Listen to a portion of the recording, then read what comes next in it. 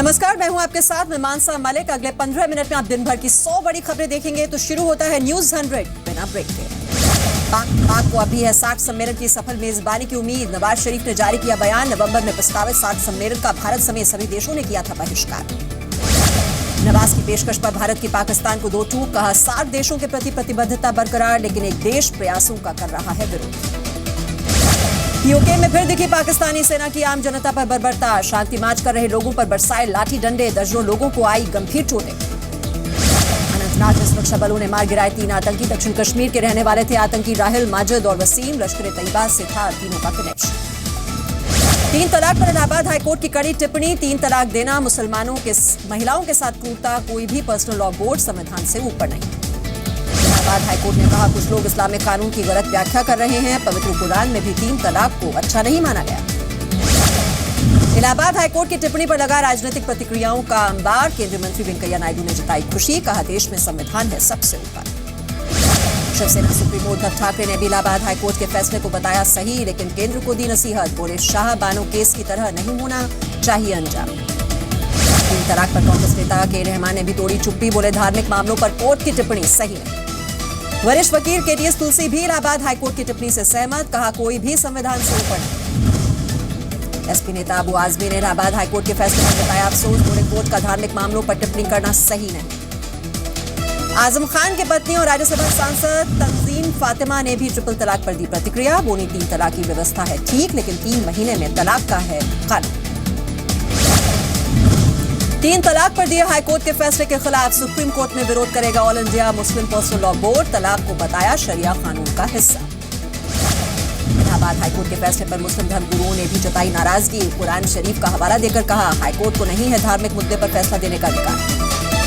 Note ban का 1 महीना पूरा होने पर विपक्ष ने मनाया काला दिवस। संसद परिसर में काली पट्टी बांधकर किया प्रदर्शन। गांधी मूर्ति के साथ खड़े होकर दिखाई नाराजगी।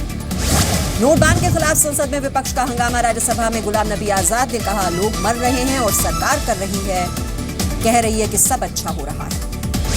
विपक्ष को राज्यसभा में मुख्तार अब्बास नकवी ने दिया जवाब। बोले काले धन वालों को बख्शा नहीं जाएगा। कहा काले धन के कुबेरों की कंगाली पर विपक्ष मना रहा है काला दिवस। सदन में वित्त मंत्री अरुण जेटली ने दी कांग्रेस को खुली चुनौती। कहा सत्ता में रहते हुए काले धन के खिलाफ उठाए एक भी कदम को गिनाए। विपक्ष के प्रदर्शन पर केंद्रीय मंत्री वेंकैया नायडू का बयान। कहा यह विपक्ष का काला दिवस नहीं, काले धन का समर्थन दिवस है।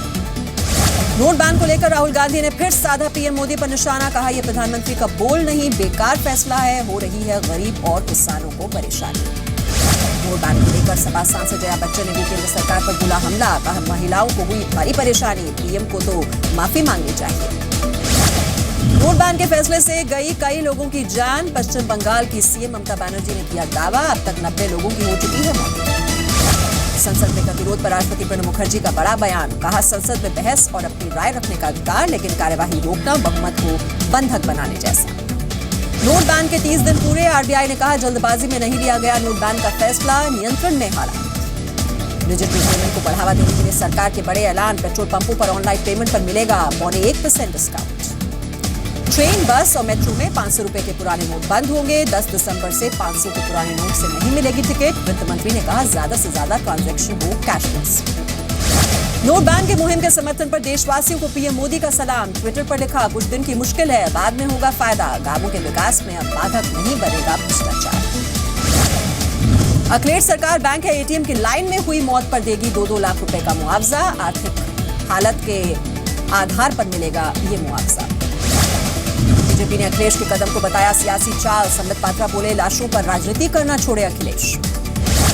डेबिट और क्रेडिट लेन देन पर माफ होगा सर्विस टैक्स। 2000 रुपए तक के लेन देन में नहीं लगेगा सर्विस टैक्स। कैशलेस ट्रांजैक्शन को बढ़ावा देने के लिए महाराष्ट्र सरकार लेकर आएगी अपना ई वॉलेट। निजी कंपनी को दिया जाएगा जिम्मा। चेन्नई में कई जगहों पर इनकम टैक्स डिपार्टमेंट ने मारे छापे। खबरों के मुताबिक करीब 90 करोड़ रुपए कैश और 100 किलो सोना किया गया जब्त। जम्मू और कश्मीर के पुलवामा में आतंकियों ने बैंक में डाला डाका। करीब 13.5 लाख रुपए लेकर हुए फरार। 11.25 लाख की थी नई करेंसी। पानीपत पुलिस ने कार से बरामद किए करीब 11 लाख रुपए। ड्राइवर सहित 2 लोग गिरफ्तार। गुजरात के जामनगर में पुलिस ने एक कार से पकड़े 2000 के 468 नए नोट। 10 लाख रुपए के साथ एक आरोपी गिरफ्तार।